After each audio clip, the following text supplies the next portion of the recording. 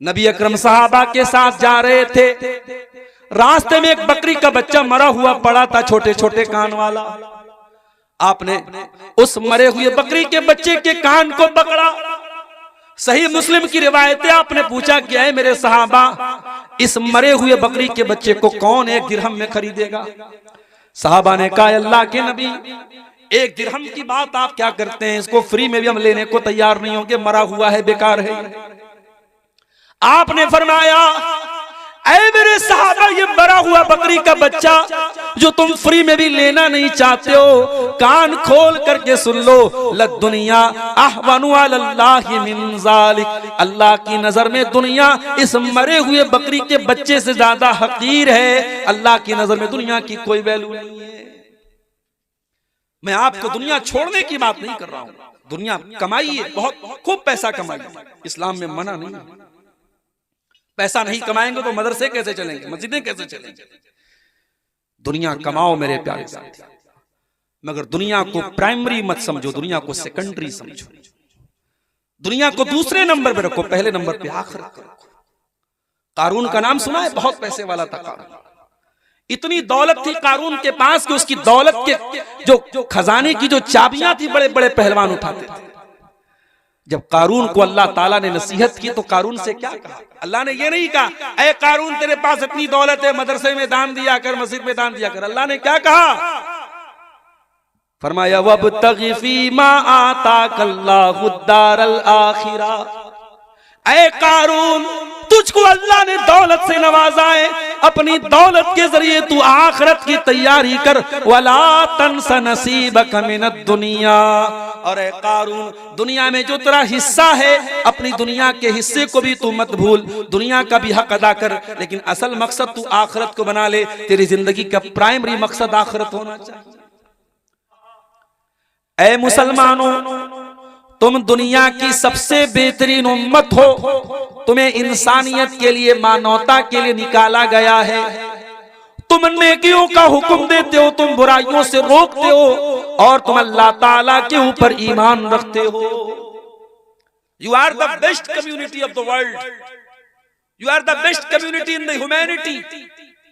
तुम दुनिया की सबसे बेहतरीन कम्युनिटी हो, सबसे बेहतरीन समाज हो, तुम्हें इंसानियत को कुछ देने के लिए बनाया गया। मेरे प्यारे साथियों, आज हमें हुकूमतों से भीख मांगनी पड़ रही है। आज हम हुकूमतों के सामने जाकर के जलील हो रहे हैं कि साहब हमें ये दे दीजिए, वो दे दीजिए। वजह क्या है? अरे अपने आप को रिक्वायरमेंट बनाओ, रिक्वायर्ड मत बनाओ। अपने आप को ऐसा बनाओ कि दुनिया आकर के तुमसे पूछे कि भाई आप हमारे लिए बहुत कीमती हैं, आप हमारे लिए बहुत कीमती हैं, आप हमारी जरूरत है। अगर दुनिया की जरूरत नहीं बनोगे तो दुनिया के जरूरतमंद बन जाओगे मेरे साथी। आप उम्मत मुस्लिमा से आपका ताल्लुक है, जिसके बारे में कुरान कह रहा है कि ये उम्मत इंसानियत को, मानवता को कुछ देने के लिए आई है। आज इस्लाम के खिलाफ जितना भी प्रोपेगेंडा कर लिया जाए, मगर लॉजिक की बात आ जाए, मंतिक की बात आ जाए, अकल की बात, कोई भी तराजू पर तौल लिया जाए, इस्लामी शरीयत से बेहतरीन कोई शरीयत नहीं। अभी प्रेस में, मीडिया में एक गैर मुस्लिम का बयान मैंने सुना, उसने कहा हमें यह मानना पड़ेगा, वो गैर मुस्लिम था, मुसलमान नहीं था, इसी भारत का रहने वाला था। उसने कहा हमें यह मानना पड़ेगा कि शादी ब्याह का जो सिस्टम इस्लाम ने दिया है वो दुनिया के किसी और धर्म में नहीं। आपको अल्लाह ताला ने वो दीन दिया है जिस दीन को अल्लाह ताला ने हर एतबार से परफेक्ट बनाया है, और ये दीन कोई आज परफेक्ट नहीं हुआ, 2026 में मुकम्मल नहीं हुआ, ये जनाब मोहम्मद रसूलुल्लाह सल्लल्लाहु अलैहि वसल्लम के दौर में मुकम्मल हो चुका था। कुरान की आयत आपके ऊपर नाजिल हुई थी, अल यौम अकमलतु लकुम दीनकुम व अतममतु अलैकुम निअमती व रदीतु लकुमुल इस्लाम दीना।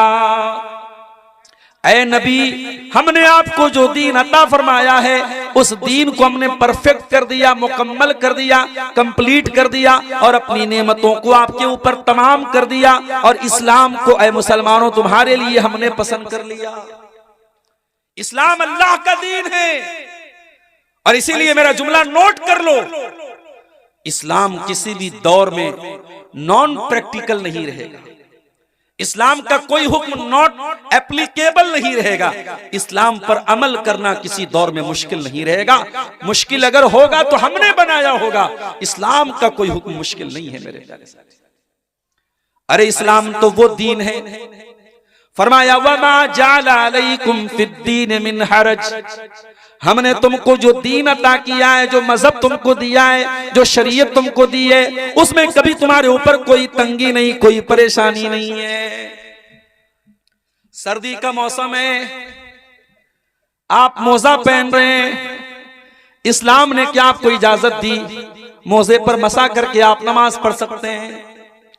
बहुत ज्यादा सर्दी का मौसम है, घर के बाहर निकलना मुश्किल है, आप मगरिब और इशा की नमाज को एक साथ पढ़ सकते हैं। आप ज़ुहर और असर की नमाज को एक साथ भी पढ़ सकते हैं। आप सफर की हालत में 4 रकात वाली नमाज को 2 रकात करके पढ़ सकते हैं। पानी इस्तेमाल करने की ताकत नहीं है, बीमार है आप, या पानी अवेलेबल नहीं है, पानी नहीं मिल रहा है, इस्लाम आपको तयम्मुम करने की इजाजत दे रहा है। वमा जाला अलैकुम फिद्दीन मिन हरज, ओ लोगों हमने तुमको जो दीन अता किया है वो दीन बहुत आसान है। उस दीन के अंदर कोई मुश्किल नहीं है, कोई परेशानी नहीं है, कोई डिफिकल्टी नहीं है। मेरे नौजवानों, तुम कहते हो दाढ़ी रखना आज के दौर में मुश्किल है, मैं आओ तुमको दिखाऊं जवाहरलाल नेहरू यूनिवर्सिटी, दिल्ली की वो यूनिवर्सिटी, यहां बड़ी बेहयाई होती है, मगर उस यूनिवर्सिटी के उस माहौल में भी बहुत सारे आपको नौजवान मुसलमान ऐसे मिलेंगे जो दाढ़ी के साथ, जिनके चेहरों से नूर बरसता है, जिनके चेहरों से लगता है कि हाँ ये अल्लाह वाले लोग। कितने डॉक्टर मैं आपको दिखा सकता हूं कि देख करके आपको लगेगा कोई मौलाना साहब, चेहरे पर मुकम्मल दाढ़ी है, मरीज को देख रहे तो दुआएं पढ़ रहे हैं, ऑपरेशन के पहले 2 रकात नमाज पढ़ रहे हैं। एक ईमान वाला जो होता है, एक अल्लाह से का डर, तकवा जिसके दिल में होता है, एक अल्लाह का डर जिसके दिल में होता है, वो हर हालात में, हर सिचुएशन में, हर परिस्थिति में अपने ईमान की हिफाजत करता है। अल्लाह कुरान में कह रहा है हुवज्तबाकुम, ऐ मुसलमानों तुम अल्लाह ताला की चुनी हुई कौम हो। इज्तबाकुम, अल्लाह ताला ने तुमको चुन लिया है। वसम्माकुमुल मुस्लिमीन, और अल्लाह ताला ने तुम्हारा नाम मुसलमान रखा है। अब यहां एक गलतफहमी दूर करो। कुछ लोगों को यह गलतफहमी डॉक्टर जाकिर नायक के आने के बाद से पैदा हुई, मौलाना साहब हमारा नाम मुसलमान है तो हम अपने आप को अहले हदीस क्यों कहें? ठीक है भाई, कोई आपसे आपका रिलीजियन पूछे तो आप यही बताओ कि हम मुसलमान हैं। कोई आपसे पूछे कौन से धर्म को मानते हो, कौन से मजहब को मानते हो, आइए मुस्लिम, मैं मुसलमान हूं, नो डाउट। लेकिन अगर आपसे पूछे कि कौन से मुसलमान, तो आपको बताना पड़ेगा कि मैं कुरान और हदीस पे चलने वाला हूं, मैं सलफी हूं, मैं कुरान और हदीस पर को मानने वाला हूं, मैं शरीयत के ऑथेंटिक सोर्सेस को मानने वाला हूं। जब तक मार्केट में नकली घी नहीं मिलता था, आप दुकान पर जाते थे, भाई साहब 1 किलो घी दे दीजिए, दुकानदार आपको घी दे देता था। जब मार्केट में नकली घी आने लगा तो आपको बताना पड़ा, भाई साहब हमें 1 किलो देसी घी दे दीजिए। आपको देसी का लफ्ज बढ़ाना पड़ा। जब ये इख्तिलाफ नहीं था, ये फिरके नहीं थे, ये जमातें नहीं थी, सहाबा ने अपने आप को कुछ नहीं कहा। लेकिन जब खवारिज पैदा हो गए, जब मुअतज़िला पैदा हो गए, जब शिया पैदा हो गए, तो सहाबा ने कहा सुनो, हमारा नाम अहलुस सुन्ना वल जमा है, हमारा नाम अहलुल हदीस है, हमारा नाम अल असरी है, हमारा नाम अस-सलफी है, हम कुरान और सुन्नत पर चलने वाले हैं, हम नबी की सुन्नत पर चलने वाले हैं। तो अल्लाह ने आपका नाम मुसलमान रखा है, लेकिन आपके सिफाती नाम आपकी क्वालिटी के हिसाब से अलग अलग हो सकते हैं। मिसाल के तौर पे आप मुसलमान हैं, लेकिन किसी ने पूछा भाई बरादरी क्या, आपने कहा मैं अंसारी हूं, किसी ने कहा मैं शेरशाहबादी हूं, किसी ने पूछा आप कौन से इलाके से ताल्लुक रखते हैं, आपने कहा मैं बिहार का रहने वाला हूं, मैं बोलता मैं बनारस का, यूपी का रहने वाला हूं। तो ये जो सिफात होती हैं, जो एट्रीब्यूट्स होते हैं, जो विशेषताएं होती हैं, ये हो सकती हैं, सिफाती नाम रखने में कोई हर्ज की बात नहीं। तो हम मुसलमान हैं मेरे प्यारे साथी, हमें अल्लाह ताला ने बहुत ऊंचा मकाम दिया, लेकिन आज हम कहां पहुंच गए मेरे प्यारे साथी। आज हालात ये हैं कुत्ते और बिल्ली के लिए, उनकी जान के लिए अदालतों में केस होता है, सुप्रीम कोर्ट में सुनवाई होती है। मुसलमान की मॉब लिंचिंग हो जाती है, कोई पूछने वाला नहीं। ट्रेन पे कोई सिपाही गोली मार के मुसलमान को खत्म कर देता है और दुनिया ये कह के नजरअंदाज कर देती है वो मानसिक रूप से विक्षिप्त है, मानसिक रूप से सही नहीं। मैं ट्रेन में सफर करता हूं, मेरी आंखों के सामने इस्लाम को बुरा भला कहा जाता है। कान बंद करके गूंगा, बहरा और अंधा बन करके आज वो दौर आ गया है मेरे प्यारे साथियों कि आपको नजरअंदाज करना पड़ता है। ये हालात क्यों आए मेरे साथियों, ये बहुत बड़ा सवाल है। और जब आप इस सवाल का जवाब ढूंढ लेंगे कि ये हालात क्यों आए, तो आपको हल भी मिल जाएगा। बीमारी का रीजन बता दूंगा तो सॉल्यूशन ऑटोमेटिक आप समझ जाएंगे। आइए पहले एक हदीस आपको सुना देता हूं। अल्लाह के प्यारे नबी फरमाते हैं, अबू दाऊद की सही रिवायत है, यूशिकुल उमम अन तदा अलैकुम कमा तदा लकलतु इला कसातिहा। ऐ मेरी उम्मत के लोगों, वो जमाना करीब है जब दुनिया की सारी कौमें तुम पर टूट पड़ेंगी, जिस तरीके से खाने वाले प्याले के ऊपर बारी बारी टूट पड़ते हैं। सहाबा ने पूछा, मिन किल्लतिन नहनु यौमइज़िन या रसूल अल्लाह, अय अल्लाह के रसूल क्या हमारी तादाद कम होगी उस वक्त? आपने फरमाया नहीं, तुम्हारी तादाद बहुत ज्यादा होगी। वलाकिन्नकुम गुसाउन का गुसाइस सैल, क्वांटिटी तो होगी, क्वालिटी नहीं होगी।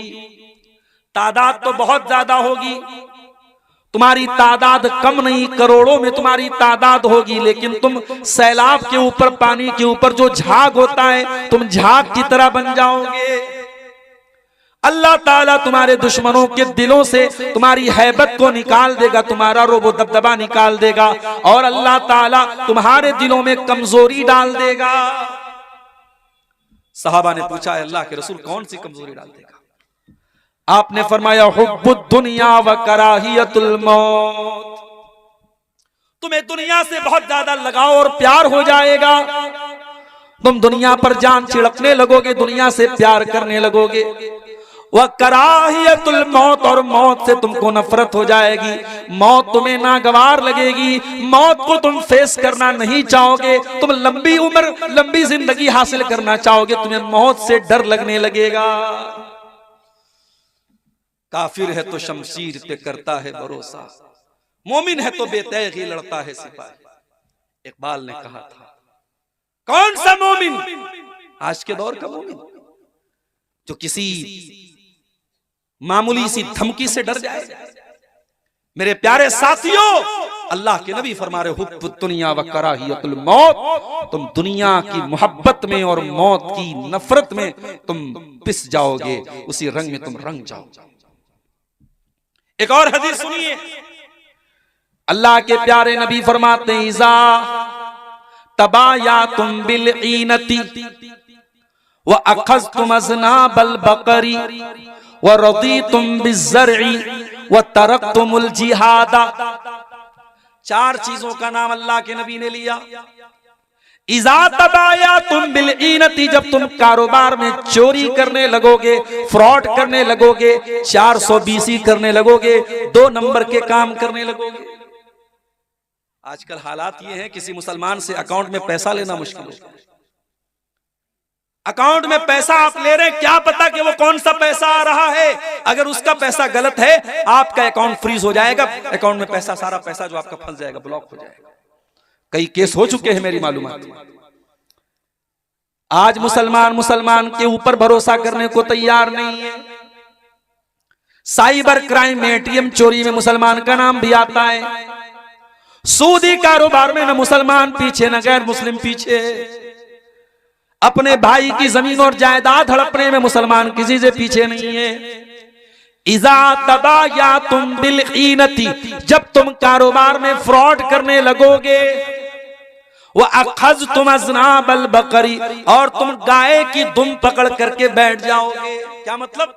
यानी गाय, बैल, बकरी, मवेशी, दुनिया का माल, बस यही जमा करना तुम्हारा मकसद हो जाएगा। वरदीतुम बिज़्ज़रई, और जब तुम खेती बाड़ी पर मगन हो जाओगे, मेरे पास इतनी मकई का खेत है, मेरे पास इतना धान पैदा हो रहा है, मेरे पास इतना मखाना पैदा हो रहा है, मैं करोड़ों कमा रहा हूं, बस तुम अपनी खेती पर मगन हो जाओगे। वतरक्तुमुल जिहाद, और तुम जिहाद छोड़ दोगे। आज लफ्ज़ जिहाद को गाली बना दिया गया। मीडिया ने इतना प्रोपेगेंडा किया लफ्ज़ जिहाद का कि जिहाद का लफ्ज़ गाली बन। आज आप सोशल मीडिया पर, आप फेसबुक वगैरह पर देखिए, मुसलमानों का नाम नहीं लेते हैं ये इस्लाम से नफरत करने वाले, डायरेक्ट बोलते जिहादी जिहादी जिहादी। अभी बरेली का वाकया आपने सुना, एक कैफे में एक गैर मुस्लिम लड़की अपने मुसलमान दोस्तों के साथ बर्थडे मना रही थी। अब उन मुसलमान दोस्तों को भी क्या कहा जाए, वो बेचारे स्कूल और कॉलेज में जो पढ़ते हैं तो सोचते हैं कि हम तो मादर पिदर आजाद हो गए, माँ बाप ने पढ़ने के लिए भेजा है, वहां वो पार्टी मना रहा है, हमें गैरों से क्या शिकवा है। आज हमारे बच्चे, हमारी बच्चियां तालीम के नाम पे क्या कर रहे हैं कॉलेजों में, आप जाके देखिए, जरा डॉक्टरों से के पास जाके पता लगाइए। मुसलमान जवान लड़कियां जाकर के डॉक्टरों के पास एबॉर्शन करवा रही हैं, उनके पेट में पलने वाले नाजायज बच्चों को खत्म करवा रही हैं। ये हमारी तालीमी इदारों का और हमारे बड़े बड़े कॉलेजों और यूनिवर्सिटियों का हाल है। अल्लाह माफ करे मेरे प्यारे साथी। वज़ा में तुम हो नसारा तो तमद्दुन में हुनूद, ये मुसलमान है जिन्हें देख के शर्माए। गैर मुस्लिम लड़की थी, उस लड़की के मुसलमान लड़कों से दोस्ती, बर्थडे की पार्टी कर रहे थे। इस्लाम में कोई बर्थडे की पार्टी नहीं। मन तशब्बह बिकौमिन फहुवा मिनहुम, जो किसी कौम की नकल करेगा उन्हीं में से रहेगा। बच्चे से बहुत प्यार है, पैदा हो जाए 7वें दिन अकीका करा, 7वें दिन अकीका नहीं करवाएंगे। मौलवी साहब क्या बताएं, मेरी बहन बहुत दूर रहती है, बहनों ही बहुत दूर रहते हैं। अरे अल्लाह के बंदे, तू अकीका 7वें दिन कर दे, दावत बाद में दे दे। दावत देने के लिए पूरी जिंदगी पड़ी, अकीका पे दावत देना लाजिम थोड़ी है, जरूरी थोड़ी है। असल चीज है कि जानवर ज़बा होना चाहिए। अकीका नहीं करेंगे साहब, बर्थडे खूब मनाएंगे। होटलों में चले जाओ, मुसलमान अपने बच्चे को लेके आता है और केक लगी है और केक के ऊपर मोमबत्ती लगी है और हैप्पी बर्थडे टू यू हो रहा है। करने वाला भी मुसलमान, बच्चा भी मुसलमान, माँ बाप भी मुसलमान। हम ये कहते हैं मेरे भाई, अपने बच्चों को तुम रोज केक खिलाओ, हमें केक पर एतराज नहीं है। अपने बच्चों को रोज प्यार करो, प्यार पर एतराज नहीं है। एतराज है ये बर्थडे मनाने का जो चलन है, ये जो कल्चर है, ये इस्लाम का कल्चर नहीं। मेरे नबी से ज्यादा कोई बच्चों से प्यार करता था? मेरे नबी तो बच्चों से इतना प्यार करते थे, अल्लाहु अकबर। हजरत अनस बिन मालिक का छोटा भाई जिसका नाम अबू उमैर था, जब अल्लाह के नबी हजरत अनस के घर में आते थे, उम्मे सुलैम के घर में आते थे, वो छोटा सा बच्चा था, अल्लाह के नबी उसे लाड करते थे, प्यार करते थे। उस छोटे से बच्चे के पास एक चिड़िया थी, बच्चा चिड़िया से खेला करता था। एक दिन अल्लाह के नबी हजरत अनस के घर आए, देखा बच्चा बड़ा उदास बना हुआ है। आपने पूछा, अरे उम्मे सुलैम तुम्हारा बच्चा आज उदास क्यों है? इसके चेहरे पर खुशी क्यों नहीं है? इसके चेहरे पर वो रौनक क्यों नहीं है? कहा, अल्लाह के नबी, जो चिड़िया इसने पाली थी वो चिड़िया मर गई, उसका इंतकाल हो गया।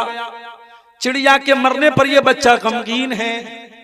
हम और आप होते, बच्चे का मामला था, चिड़िया का मामला था, नजरअंदाज कर देते हो। लोगों, हमें नबी भी कितना प्यारा मिला है। वो बच्चों के साथ अल्लाह के नबी उनके हिसाब से उनको खिलाया करते थे। आपने उस बच्चे से फरमाया, या अबा उमैर मा फ़अलन नुग़ैर, ऐ बच्चे, ऐ अबू उमैर, तेरी चिड़िया कहाँ चली गई बेटा? ऐ बच्चे, तेरी चिड़िया कहाँ चली गई? ये कह करके अल्लाह के नबी ने उस मासूम बच्चे के कलेजे को सुकून पहुंचाने की कोशिश की। अगर ये बर्थडे मनाना कोई अच्छी चीज होती, मेरे नबी ने अपनी बेटियों का भी बर्थडे मनाया होता। नबी की 9 बीवियां हैं और आप जितना अपनी बीवी से प्यार करते हैं उससे कहीं ज्यादा जनाब मोहम्मद रसूलुल्लाह सल्लल्लाहु अलैहि वसल्लम अपनी बीवियों से प्यार करते हैं। आपने तो कभी एनिवर्सरी नहीं मनाई, आपने तो कभी अपनी बीवियों को जो है शादी की सालगिरह पर उनको कोई गिफ्ट नहीं दिया। भाई रोज गिफ्ट दो, रोज गिफ्ट दो, हर महीने गिफ्ट दो, कोई मसला नहीं है। एनिवर्सरी मनाना, और ये काम वो करे जो बेचारा सीने पर हाथ बांधता है। पूछो क्यों बात हो? भाई नबी की सुन्नत है। इमाम कहता है गैरिल मग़दूबि अलैहिम वलद्दाल्लीन, ये पीछे से कहता आमीन। तूने क्यों जोर से आमीन कहा? कहता है नबी जोर से आमीन कहते थे। रमजान का महीना आया, दुनिया 20 रकात तरावी पढ़े, लेकिन हमारा अहले हदीस 8 पढ़ता है। क्यों पढ़ते हो भाई? नबी ने 8 पढ़ी थी। नबी की इतनी सुन्नतें तुझे याद है, नमाज की एक एक अदा तू नबी से सीख रहा है।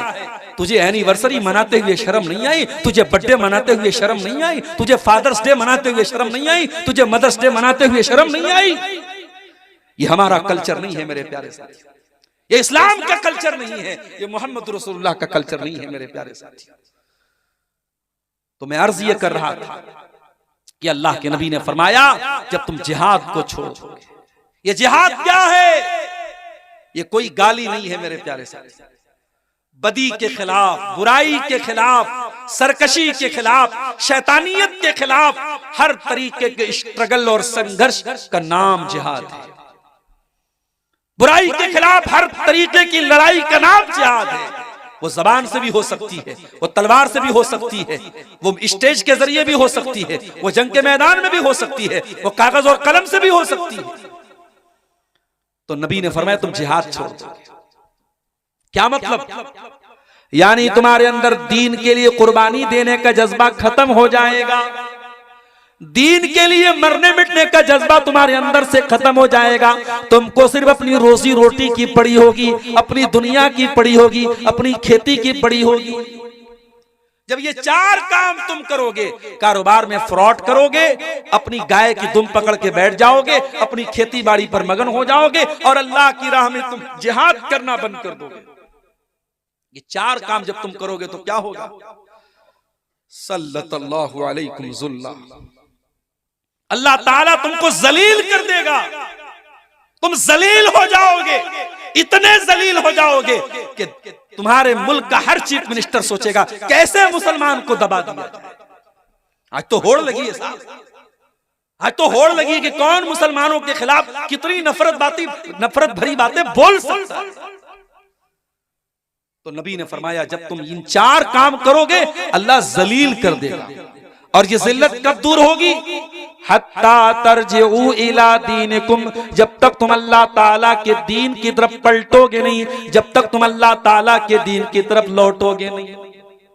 ओ मेरे प्यारे भाइयों, आओ मैं आपको वो चीजें बता रहा हूं, वो बुनियादी बातें बता रहा हूं जो हमारी बर्बादी का कारण बनी है। सबसे पहली चीज, हमारी सबसे बड़ी पूंजी तौहीद थी मेरे प्यारे साथियों। जब हमने तौहीद को गंवा दिया, जब अल्लाह को छोड़ के गैरों के दर पे जाके हम सर झुकाने लगे, कोई गरीब नवाज बन गया, कोई दाता बन गया, कोई गौसे आजम बन गया, कोई दस्तगीर बन गया, हमने बुजुर्गों की कब्रों पे जाके सजदा करना शुरू कर दिया, हमने तौहीद का जनाजा जब हमने निकाल दिया, मेरे प्यारे भाइयों जब तौहीद को हमने छोड़ दिया तो वहीं से हमारी जिल्लत का बाप शुरू हो गया। अल्लाह कुरान में कहता है सूरह नूर के अंदर, वादल्लाहुल्लज़ीना आमनू मिनकुम व अमिलुस्सालिहाति लयस्तखलिफन्नहुम फिल अर्दि कमस्तखलफल्लज़ीना मिन क़ब्लिहिम। ए ईमान वालो, अल्लाह का तुमसे वादा है, अल्लाह तुमको जमीन में खलीफा भी बनाएगा और अल्लाह ताला तुमको जमीन में इख्तिदार भी अता फरमाएगा। वला युमक्किनन्ना लहुम दीनुहुमुल्लज़ी इर्तज़ा लहुम, अल्लाह ताला तुम्हारे दीन को दुनिया में गालिब भी कर देगा। वला युबद्दिलन्नहुम मिन बादि खौफिहिम अमना, और अल्लाह ताला तुमको दुनिया में चैन और शांति भी अता करेगा। शर्त क्या है? याबुदूननी ला युशरिकून बी शैया, मेरे बंदो तुम सिर्फ मेरी इबादत करना, मेरी इबादत में किसी और को शरीक मत करना, शिर्क मत करना। और ये शिर्क, ये इतना बड़ा पाप है कि अल्लाह कुरान में कहता है, इन्नहु मन युशरिक बिल्लाहि फक़द हर्रमल्लाहु अलैहिल जन्नह व मअवाहुन नार व मा लिज़्ज़ालिमीन मिन अंसार। जो अल्लाह के साथ शिर्क करेगा वो हमेशा हमेशा जहन्नम में रहेगा, उसका जन्नत में जाना पॉसिबल नहीं है। जो शिर्क करके जाएगा और तौबा किए बगैर मर जाएगा, जो शिर्क की हालत में मर जाएगा, वो कभी जन्नत में नहीं जाएगा। आज मुसलमान को पता ही नहीं कि तौहीद क्या है, शिर्क क्या है। कि कोई भी नारा लगा सकता है, कहीं पर भी सर झुका सकता है। और अल्लाह ताला रहमत नाजिल फरमाए मौलाना अल्ताफ हुसैन हाली, उन्होंने 100 साल पहले जो बात कही थी, 100 साल गुजर गए हिंदुस्तान के इतिहास में, मगर मौलाना हाली का ये शेर आज भी जिंदा है और बिल्कुल सटीक बैठ रहा है। क्या कहा था उन्होंने? करे गैर गरबुत की पूजा तो काफिर, कवाकिब में माने करिश्मा तो काफिर, झुके आग पर बहरे सजदा तो काफिर, जो ठहराए बेटा खुदा का तो काफिर, मगर मोमिनों पर कुशादा है राहें, परस्तिश करें शौक से जिसकी चाहें, नबी को जो चाहे खुदा कर दिखाएं, इमामों का रुतबा नबी से बढ़ाएं, मजारों पे जा जा के नजरें चढ़ाएं, शहीदों से जा जा के मांगे दुआएं, न तौहीद में कुछ कमी इससे आए, न इस्लाम बिगड़े न ईमान जाए। मुसलमान का अकीदा इतना कमजोर हो गया मेरे साथी। आज कितनी मज़ारे हैं। अभी बनारस में मैं एक मज़ार पर गया, एक कब्र पे गया, छोटी सी कब्र थी, किसी बाबा के नाम से वो कब्र थी। मैंने पूछा कि भाई ये बाबा की कब्र यहाँ पे इनके नाम से कई कब्र है, तो लोगों ने कहा कि हाँ, कहीं पर उनका खून गिरा था, कहीं उनका हाथ था, कहीं उनका सर था, तो हर जगह बाबा की कब्र है। कौन ओरिजिनल कब्र है ये भी नहीं मालूम, सब बाबा की कब्र है, सब पे चादर चढ़ रही है, सब पे मुरादें मांगी। अल्लाह के पल्ले में वहदत के सिवा क्या है। शायर कहता है अल्लाह के पल्ले में वहदत के सिवा क्या है, लेना है हमें जो कुछ ले लेंगे मोहम्मद से। हो लोगों, तुमने तौहीद का मतलब ही नहीं समझा, तुमने तौहीद का जनाजा निकाल दिया। तौहीद तो ये है कि जल जाओ, मर जाओ, कट जाओ, मगर अल्लाह के सिवा किसी और के आगे सर न झुके। ये हाथ उठे तो अल्लाह के आगे उठे। अरे तौहीद तो ये है। इस्लाम में माँ का बहुत बड़ा मकाम है, माँ से बढ़ के किसी का मकाम दुनिया में नहीं है मेरे प्यारे साथियों। आपके तमाम रिश्ते एक तरफ है और माँ एक तरफ है, लेकिन माँ का पैर छूने की और झुकने की इजाजत इस्लाम में नहीं है। जनाजे की नमाज हो रही है, सामने जनाजा रखा हुआ है, हर नमाज में रुकू हो रहा है, हर नमाज में सजदा हो रहा है, मगर जनाजे की नमाज में कोई रुकू नहीं है, कोई सजदा नहीं है, ताकि दुनिया को यह मैसेज न चला जाए कि इस्लाम मुर्दों के आगे सजदा करने का हुक्म देता है। हमारा दीन तौहीद वाला है मेरे साथ।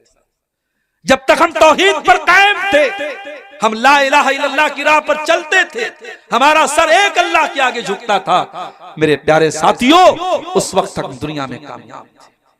जब हमारे अंदर शिर्क आ गया, कब्र परस्ती आ गई, और ये वही कब्र परस्ती थी जिससे मना किया था अल्लाह के नबी ने अपनी आखिरी वक्त। अल्लाह के प्यारे नबी अपनी वफात के टाइम ये फरमा के गए थे, लानल्लाहुल यहूद वन नसारा इत्तखज़ू कुबूर अंबियाइहिम मसाजिद। अल्लाह की लानत तो यहूद और नसारा के ऊपर, उन्होंने अपने नबियों की कब्रों को सजदा करने की जगह बना लिया। जब नबियों की कब्रों पर सजदा करना शुरू कर दिया तो अल्लाह की लानत बरसी थी यहूद और नसारा पर। वो काम आज मुसलमानों ने किया, उन्होंने तो नबियों के साथ किया था। मुसलमान तो नबियों को क्या, वलियों, और वली भी नहीं है, जानवरों तक की कब्रें बना के वहां भी मुसलमान जाके सजदा करते हैं। तौहीद की हिफाजत करो मेरे साथ। और ऐ नीमा के और इस गांव के रहने वाले मेरे भाइयों, अगर अपने बच्चों को काम के लिए बेंगलोर भेजते हो, अपने बच्चों को नौकरी करने के लिए दिल्ली भेजते हो, मुंबई भेजते हो, तो मेरा एक पैगाम याद रख लेना, अपने बच्चों को ऐसी तालीम दे करके भेजो, उनकी बुनियाद को इतना मजबूत करके भेजो कि आपका बच्चा अगर नीमा में अपने घर में अपने माँ बाप के साथ है तो वहां पर भी वो तौहीद के साथ कोई समझौता न करे, और दिल्ली चला जाए, बेंगलोर चला जाए, कलकत्ता चला जाए, हिंदुस्तान नहीं दुनिया के किसी कोने में चला जाए, तौहीद का दामन उसके हाथ से छूटने न पाए, वो शिर्क के करीब, अब शिर्क को अपने करीब फटकने न दे। इतना मजबूत कर दो मेरे प्यारे साथियों अपने बच्चों। इसीलिए इब्राहीम अलैहिस्सलाम दुआ करते अल्लाह ताला से, क्या कहते हैं, वजुनुबनी व बनिया अन्नाबुदल अस्नाम। ऐ अल्लाह, तू मुझे भी बुत परस्ती से बचाना और मेरी आने वाली नस्लों को, मेरे बच्चों को भी तू बुत परस्ती से बचाना। पता ये चला कि अपने साथ साथ अपनी औलाद की भी चिंता करना चाहिए, अपनी आने वाली नस्लों की तौहीद की भी चिंता करनी चाहिए। तो पहला सबब यही है मेरे प्यारे साथियों, जब हमने तौहीद को छोड़ दिया तो दुनिया में हम जलील हो गए। उसके बाद दूसरी चीज जो हमारी बर्बादी की सबब बनी मेरे प्यारे साथियों, वो हमारा आपस का इख्तिलाफ है। हम कहीं बिरादरियों में बढ़ गए, कहीं फिरकों में बढ़ गए, कहीं हम किसी और नाम पर बढ़ गए। कुरान कहता है वला तनाज़उ फतफशलु व तज़हब रिहुकुम, ऐ मुसलमानों आपस में झगड़ा न करो वरना तुम कमजोर पड़ जाओगे, जलील पड़ जाओगे, तुम्हारी हवा उखड़ जाएगी।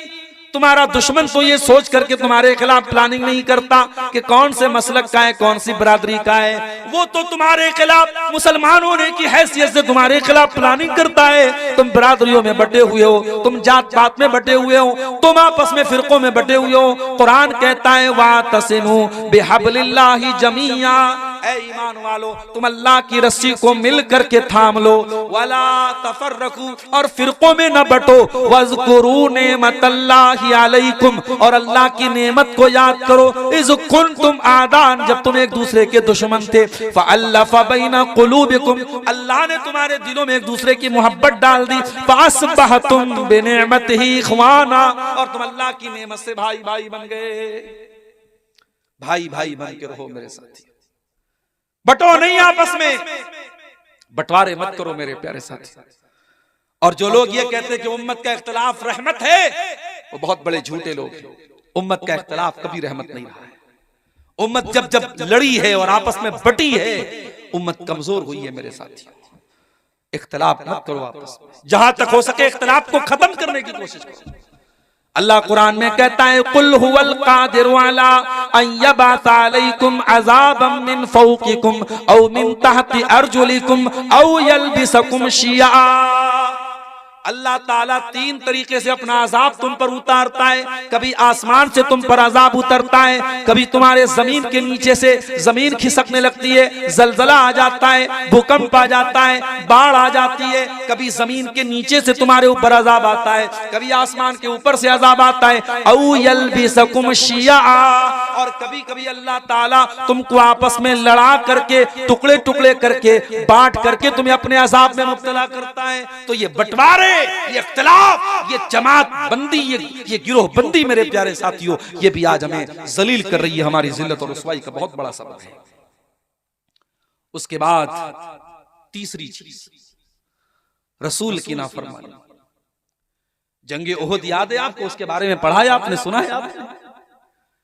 इस्लाम की दूसरी जंग थी ये, और मुसलमान ये जंग जीत चुके थे और माले गनीमत हासिल कर रहे थे मुसलमान। और नबी अकरम ने पहाड़ी दर्रे पर 50 सहाबे किराम को तैनात किया था कि कुछ भी हो जाए यहां से मत हटना। और उन 50 सहाबा का जो जिम्मेदार आपने बनाया था हजरत अब्दुल्ला बिन जुबैर को। एक जुबैर है वो जे से हैं और जुबैर जीम से हैं, तो जुबैर नाम भी रख सकते हैं। तो जुबैर, अब्दुल्ला बिन जुबैर वहां पे थे पहाड़ के ऊपर। जब मुसलमानों ने ये देखा कि जंग तो हम जीत गए हैं, तो जो 50 तीरंदाज जिनको अल्लाह के नबी ने तैनात किया था, उनका आपस में इख्तिलाफ हो। कुछ लोगों ने कहा कि नबी ने हुक्म दिया था हमें यही रहना चाहिए। कुछ लोगों ने कहा नहीं, जंग तो जीत चुके हैं, अब वो हुक्म कैंसिल हो गया, अब चलो माले गनीमत हासिल करते हैं। 50 में से 37 लोग वहां चले गए, 13 लोग बचे। 37 चले गए, 13 बचे, 13 बचे। मुसलमानों की जंग तो जीती जा चुकी थी, मुसलमान जंग जीत चुके थे। काफिरों का लश्कर भाग रहा था और काफिरों के लश्कर में कमांडर थे जिनका नाम खालिद बिन वलीद था। ओ नौजवानों, ओ रोनाल्डो के दीवानों, ओ विराट कोहली के दीवानों, ओ क्रिकेटरों के दीवानों, ओ फिल्मी गानों पर नाचने वाले नौजवानों, कभी मौका मिले तो खालिद बिन वलीद के बारे में भी पढ़ लेना। पढ़ नहीं सकते तो यूट्यूब पर जाके सुन लेना, और सुन नहीं सकते तो किसी आलिम से जाकर के पूछ लेना कि खालिद बिन वलीद कौन थे। खालिद बिन वलीद वो इंसान है जिस जंग का कमांडर खालिद बिन वलीद बन जाए, वो जंग खालिद बिन वलीद अपने दिमाग और अपने टैलेंट और अपनी सलाहियत के बल पे वो हारी गई जंग को भी जीत जाते थे। ये कमाल था। अभी खालिद बिन वलीद मुसलमान नहीं हुए थे, वो दूसरी पार्टी में थे, काफिरों के साथ लड़ रहे थे, मुशरिकों के साथ लड़ रहे थे। वो वापस जा रहे थे, मुशरिकीन हार चुके थे, वापस जा रहे थे। उनकी नजर उस पहाड़ी दर्रे पर पड़ी। उन्हें नजर आ गया कि ये वो वीक पॉइंट है जहां से मुसलमानों पर पीछे से हमला किया जा सकता है। उन्होंने देखा वहां सिर्फ गिनती के 13 लोग बचे। उन्होंने अपने सिपाहियों से कहा चलो हम यहां से हमला करते हैं। उन्होंने पीछे से जो हमला किया है मुसलमानों पर, मुसलमान इस हमले के लिए तैयार नहीं थे और जीती जंग मुसलमान हार गए। 70 सहाबा शहीद हुए, अल्लाह के नबी जख्मी हुए, आपके दांत टूटे, आप जो लोहे की टोपी पहने हुए थे वो उसकी कड़ियां आपके गाल में धंस गई। बहुत तकलीफ उठाई मुसलमानों ने। नबी का एक हुक्म तोड़ने की वजह से बहुत तकलीफ उठाई मुसलमानों ने। अल्लाह ने कुरान में जब इस वाक़े को बयान किया, अल्लाह ने फरमाया हत्ता इज़ा फशिलतुम व तनाज़अतुम फिल अम्री व असैतुम मिन बादि मा अराकुम मा तुहिब्बून। ऐ मुसलमानों, अल्लाह ताला तो जंगे ओहद में भी तुम्हारी मदद कर रहा था। तुम तो दुश्मनों का खात्मा कर रहे थे, तुम तो दुश्मनों पर कंट्रोल पा चुके थे, लेकिन जब तुम कमजोर पड़ गए, तुम आपस में इख्तिलाफ करने लगे और तुमने दुनिया का मालो दौलत देख करके अपने नबी की नाफरमानी कर दी। तो ऐ मुसलमानों, उसके बाद क्या हुआ? फरमाया मिनकुम मन युरीदुद दुनिया, तुम में से कुछ लोग दुनिया चाहते थे, व मिनकुम मन युरीदुल आखिरा, और कुछ लोग आखिरत चाहते थे। वलक सुम्मा सरफकुम अन्हुम लियब्तलियकुम, फिर अल्लाह ताला ने दुश्मनों को तुमसे फेर दिया, वरना दुश्मन चाहते तो तुमको जड़ से मिटा सकते थे, मगर अल्लाह ताला ने उनको फेर दिया। अल्लाह तुम्हारा इम्तिहान लेना चाहता था। वलक़द अफ़ा अन्कुम, और तुमसे जो कोताही हुई अल्लाह ने माफ कर दिया। नबी के सहाबा से जहां गलती हुई है, अल्लाह ताला ने गलती बयान करने के बाद कह दिया हमने माफ कर दिया। और जब अल्लाह ने माफ कर दिया तो किसी सहाबी पर किसी को कीचड़ उछालने की इजाजत नहीं है। मेरे प्यारे साथियों, अल्लाह ने सारे सहाबा को माफ कर दिया। बताना ये चाहता हूं, इस सहाबा के दौर में अगर एक नाफरमानी पर जीती हुई जंग हारी जा सकती है, तो आज मेरे प्यारे साथियों हम अपनी जिंदगियों में गौर करें, हम कितनी नबी की नाफरमानियां कर रहे हैं। आज मेरे पास सवाल आता है, मौली साहब सुन्नत अगर छूट जाए तो कोई हरज है क्या? अगर हम सिर्फ फर्ज नमाज पढ़ लें, सुन्नत ना पढ़े तो कोई हरज है क्या? ठीक है भाई, अगर कैलकुलेटर पे कैलकुलेट करोगे तो ठीक है। फजर में आप 2 रकात फर्ज पढ़ लो, और जोहर में 4 पढ़ लो, असर में 4 पढ़ लो, मगरिब में 3 पढ़ लो, इशा में 4 पढ़ लो, हो गई फर्ज अदा। मगर जो नबी अकरम सुन्नतें पढ़ते थे और पाबंदी से पढ़ते थे, तो कैसा नबी का चाहने वाला है, तो कैसा नबी से मोहब्बत करने वाला है कि तू नबी की सुन्नतों को छोड़ रहा है। मेरे प्यारे साथियों, यही हमारे ईमान की परीक्षा है, हमारे ईमान का इम्तिहान है।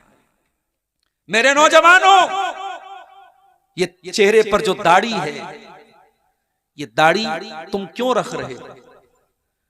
पहले क्लीन शेव करने वाले नौजवान ज्यादा थे, अब दाढ़ी वाले नौजवान ज्यादा है। क्यों है मुझे मालूम है, वजह क्या है। पहले दाढ़ी ना रखने का फैशन था, अब दाढ़ी रखने का फैशन है।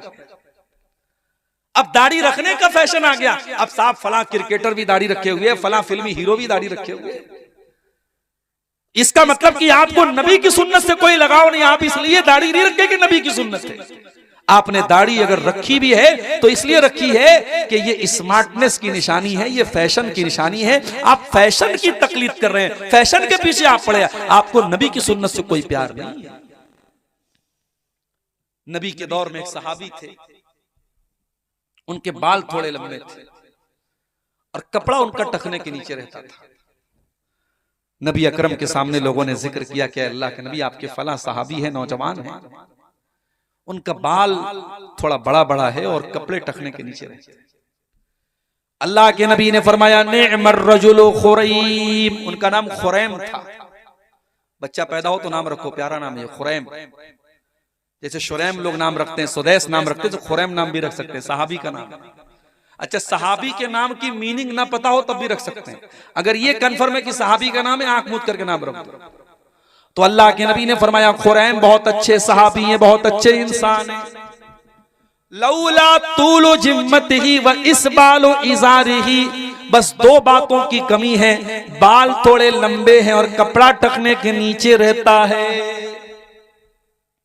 हजरत खुरैम रज़ियल्लाहु ताला अन्हु को किसी ने बताया, ऐ खुरैम, आज नबी के सामने तेरा नाम लिया गया और नबी ने तेरी तारीफ की, तेरी प्रशंसा की, तेरी शान में नबी ने अच्छी बातें कही, मगर नबी ने कहा खुरैम बहुत अच्छा इंसान है, बस दो चीजों की कमी है, खुरैम के बाल बड़े लंबे लंबे और खुरैम का कपड़ा टखने के नीचे रहता है, ये दो कमी है, पूरी कर ले तो खुरैम बहुत अच्छा इंसान है। खुरैम अपनी बीवी से पूछने नहीं गया कि मैं लंबे बाल में अच्छा लगता हूं कि छोटे बाल में अच्छा लगता हूं। खुरैम अपनी बीवी के पास जाके नहीं बोले कि मेरा कपड़ा टखने के नीचे रहता, तुझे अच्छा लगता है कि नहीं लगता है। अगर नबी को अच्छा नहीं लगता है, बात खत्म। खुरैम ने कैंची उठाई, बाल छोटा किया और कपड़ा टखने के ऊपर करके उतना कपड़ा काट दिया। मेरे प्यारे साथियों, ये नबी के सहाबा थे। आज हम जो जलील और खार हैं, वो इसीलिए खार हैं क्योंकि हम नबी की सुन्नतों से पीछे हैं, हम नबी की नाफरमानी कर रहे हैं। और कान खोल करके सुन लो, जब जिंदगी में नबी की नाफरमानी आएगी तो रोना पड़ेगा।